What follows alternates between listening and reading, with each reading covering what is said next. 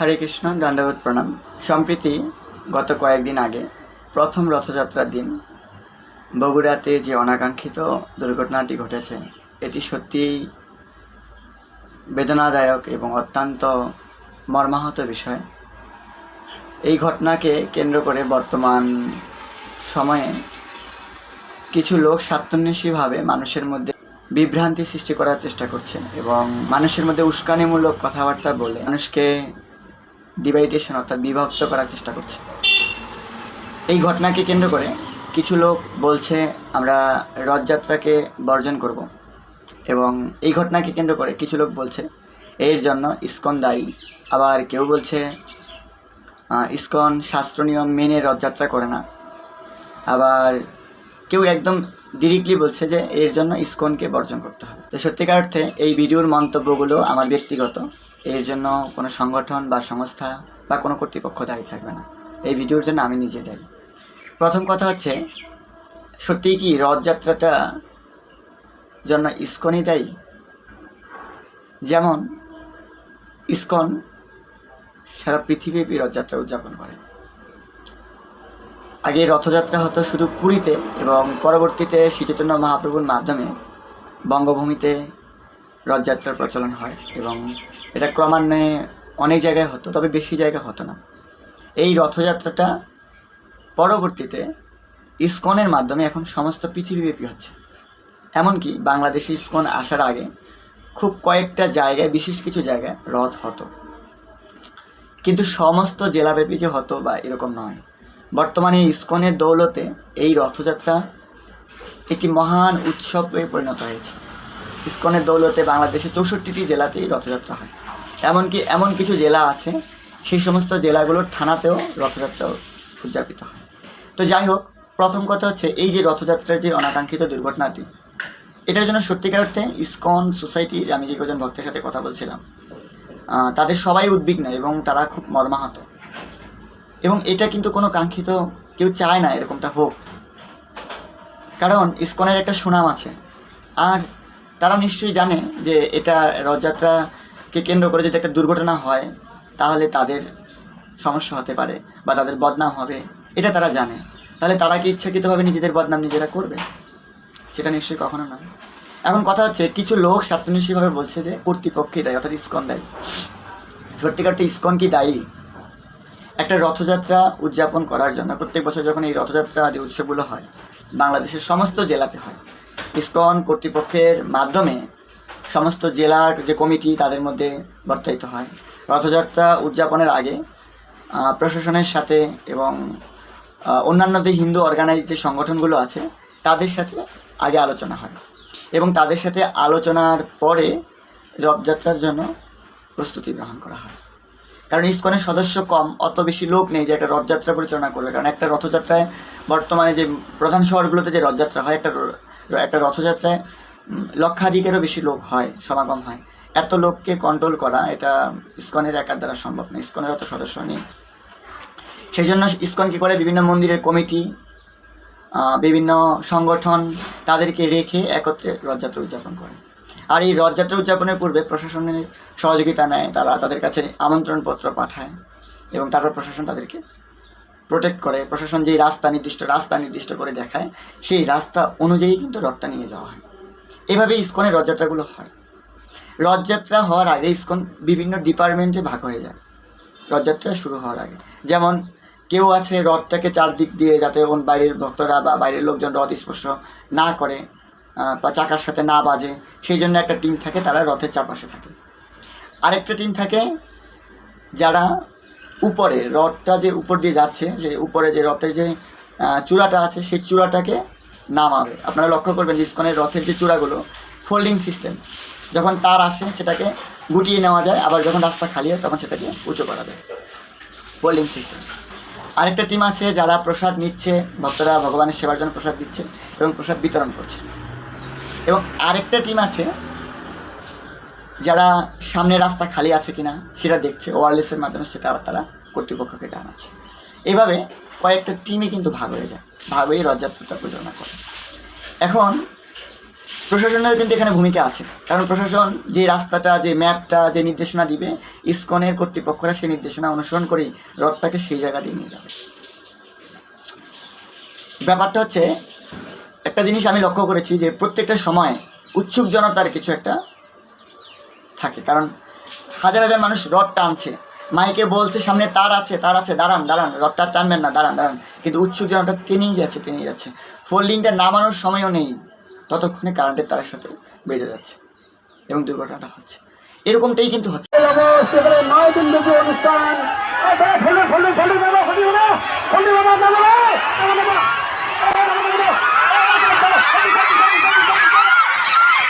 আমরা কিন্তু গতবার ত্রিপুরাতে যেটা দেখেছি সেটাও সেম, পরবর্তীতে ভিডিওগুলো পর্যালোচনা করে দেখা হয়। তো আমাদের এই উৎসুক জনতার একটা বিষয় আছে, সেটা আমাদেরকে মাথায় রাখতে হবে। কেবলমাত্র কর্তৃপক্ষকে দোষারোপ করলে ইসকন কি চাইতো কখনো?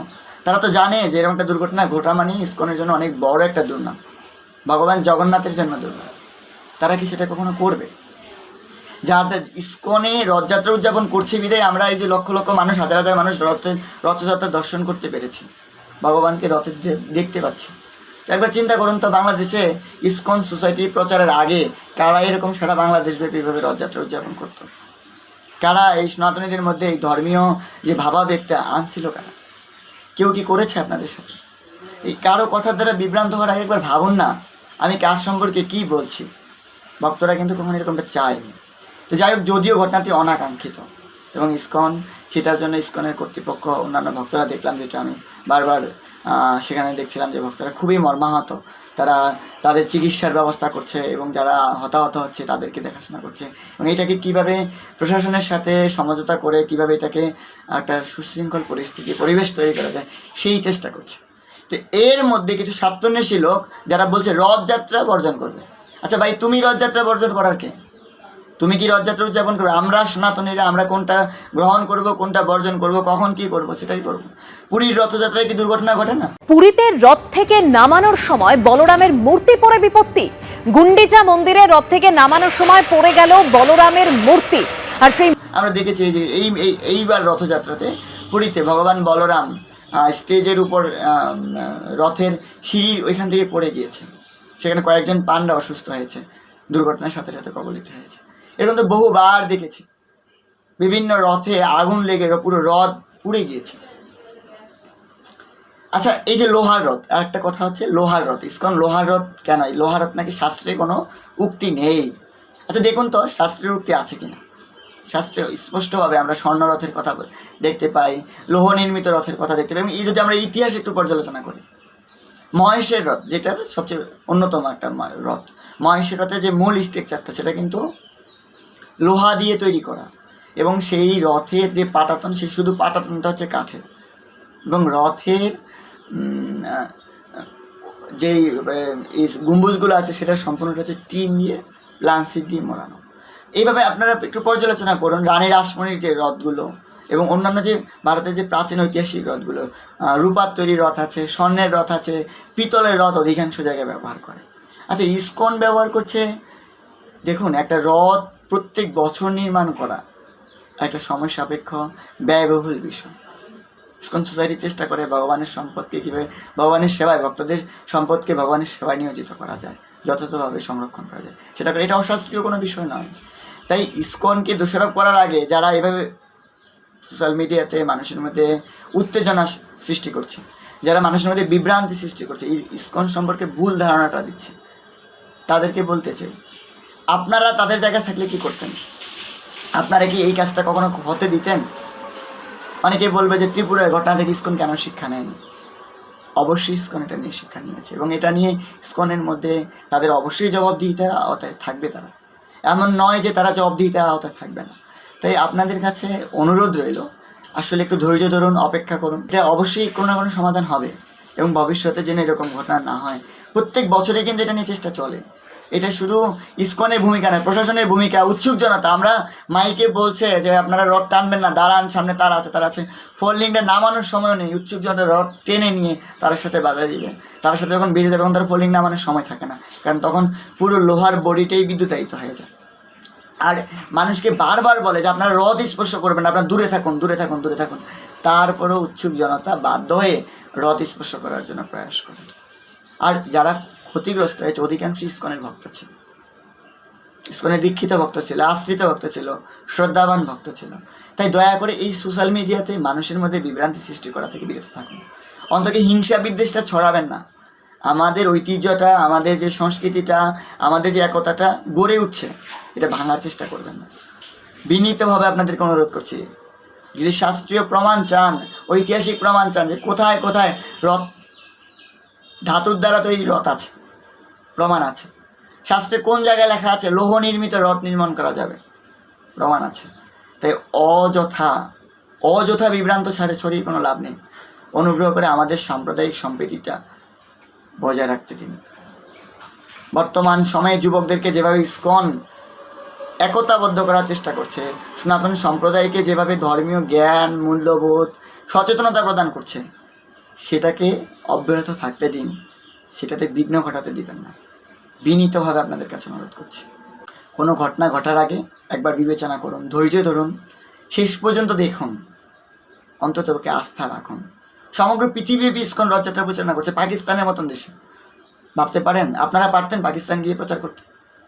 যারা করছে তাদের সম্পর্কে ভুল ধারণা নেওয়ার আগে একবার ভাবুন, আমি কি ঠিক না ভুল। মন্তব্য তো একটা করে দিলে আপনি বেঁচে যান, তা আপনি কি করছেন সেটা বিবেচনা করুন। হরে কৃষ্ণ।